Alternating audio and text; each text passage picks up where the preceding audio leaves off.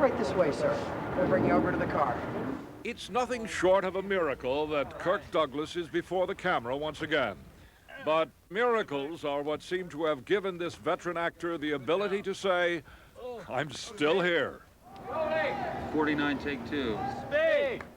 At age 82, after a half-century of movie making, Douglas is in Reno, Nevada, shooting a film titled Diamonds. All right, here we go.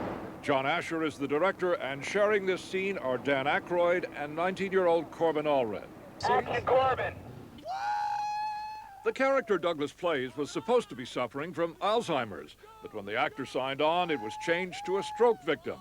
Douglas doesn't need to do research outside his own life because he lost his speech after suffering a stroke 2 years ago.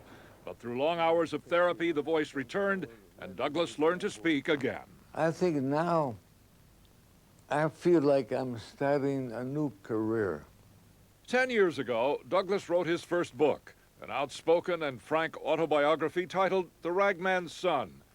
Last year, he added the spiritually driven sequel, Climbing the Mountain. A lot has happened to me since The Ragman's Son.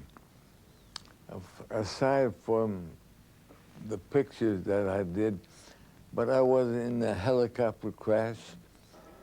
I was lucky. I was alive. My back was smashed up, but 2 young people were killed. And that filled me with tremendous guilt. And when I was in the hospital, I would say, God, why did those 2 young people die? And I'm alive. I was in my 70s there. And that's why I began to get interested in religion. And I'm still interested in religion. Of course, then, a few years later, I had such pains in my back, I had to have an operation to relieve the pain, and that was followed by a stroke. So I thought, maybe God is telling me something. Is he telling me to shut up? I don't know.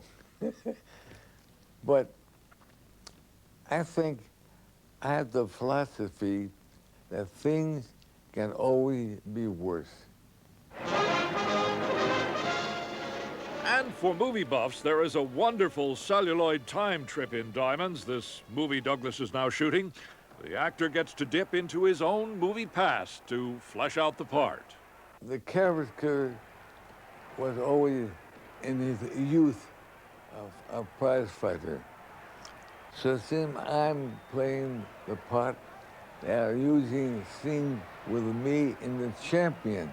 And it worked very well because here you see a guy 50 years ago and now, you know? Now, wait a minute. You say a prize-fighting film, but it was more than that. Champion really was the breakout movie for you, wasn't it?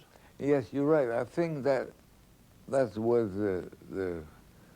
the part that I got a nomination. Yes, it did a lot for me. Does the fire bell still ring? Does the fire horse respond here for, this is what your, I think you told me your 82nd movie? When I started this picture, I said to my wife, Ann, I said, Ann, I don't know if I can speak well enough to do the picture. And she said, listen, when the camera starts rolling, you will talk. Mikey, I told him to trust you. I should have to trust my own son. I vote no. So it is only fitting that the biggest little city in the world, Reno, is playing host to one of the screen's larger-than-life legends, Kirk Douglas, back before the cameras for the first time since his stroke. This movie might really be titled Kirk Douglas, the Sequel. For today, Jim Brown, NBC News, Reno.